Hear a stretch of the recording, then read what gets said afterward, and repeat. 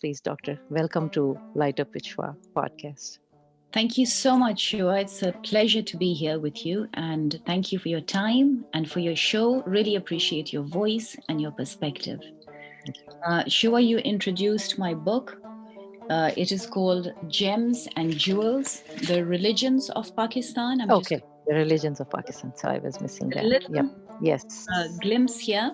Sure. It's a very heavy book. So you've got good muscles to lift that book. Prince Hassan of Jordan wrote the foreword to the book. So I'm really grateful to him. He's written a lovely introduction. So the book Gems and Jewels, Shua,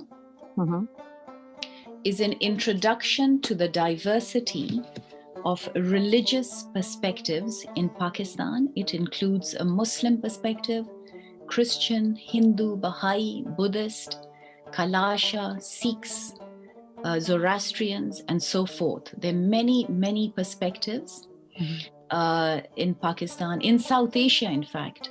And we get in this book not just visuals and pictures, with pictures taken by about 7 photographers, and some of them very, very good at their job. So you have beautiful imagery, but you also have this array of diverse perspectives. So you get stories, you get beautiful stories of Baba Guru Nanak, you get stories of the Shah Jo Rasalo, of stories like Shakespeare's Romeo and Juliet, which were inspired by some of these books, because they're all saintly stories of love stories of a journey between a man and a woman, but they're much more symbolic, they're much more metaphoric. And we hear about those perspectives. And so there's such a rich, diverse array of voices. And it was a great honor and pleasure to write this book and to be a student and then teacher. It's not a student and teacher in a literal sense, but I'm constantly teaching and constantly learning in that frame of mind. And I think that always helps. And I always learn. I love to learn from the people I teach, because some of them and most of them really inspire you, and they have so much enthusiasm and so much knowledge to offer. When Queen Elizabeth from England visited Swat, she said it's so beautiful. This was in the 60s. That she said it's the Switzerland of the East. Yes. So what happened was, Shoa, my book, which was my PhD thesis, was on Pathan women, Pashtun women. Right. And because, a lot of people were saying, hey, there's no way we can have a PhD published. It's a hard thing, etc.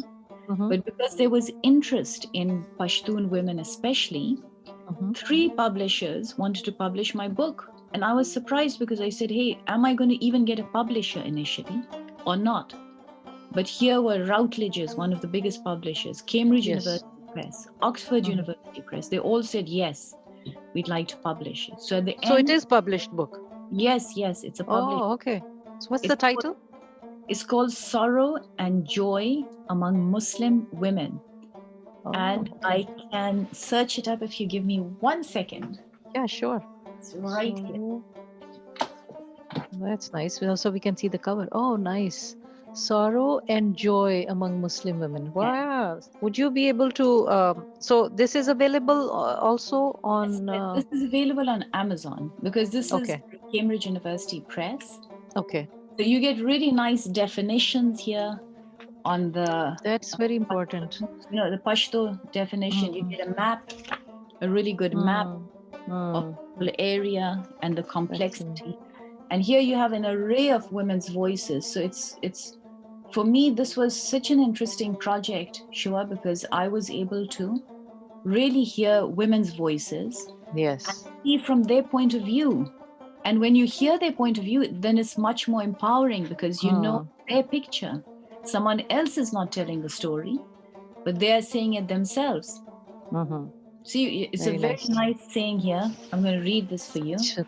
Please. It says, should I read it to you in English first so you can understand it, and then in Pashto? It says, when God wants to do it, it is done. when a khaza, when a wife or a woman wants to do it, it is also done. So in Pashto it says "Chi khute kai aga kigi, chi khaza kai aga kigi." So that means if God wants to do it, it is done, and if a woman wants to do it, it is also done. Very nice. These are different perspectives from elderly ladies. Yes. Okay. Well, they would have lots of experience and knowledge to share, so that would be good. So did you also interview younger or different spectrum of the yes, the entire society? spectrum, Shua. So young, excellent. old, Excellent. rich, poor, city dwellers, village dwellers. So it was like a whole range of people. Nice. Yes. Excellent.